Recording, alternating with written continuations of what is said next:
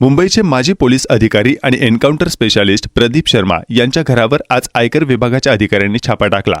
IT अधिकाऱ्यांनी करचुकवेगिरी प्रकरणी मुंबईतील अंधेरी भागातील प्रदीप शर्मा यांच्या निवासस्थानाची झडती घेतली।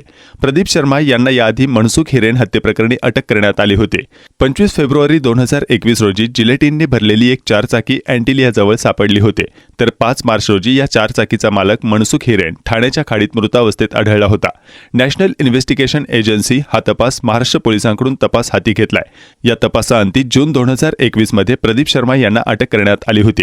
या प्रकरणात बडतर्फ पोलीस अधिकारी सचिन वाजीचाही यामध्ये हात असल्याचं समोर आलं होतं।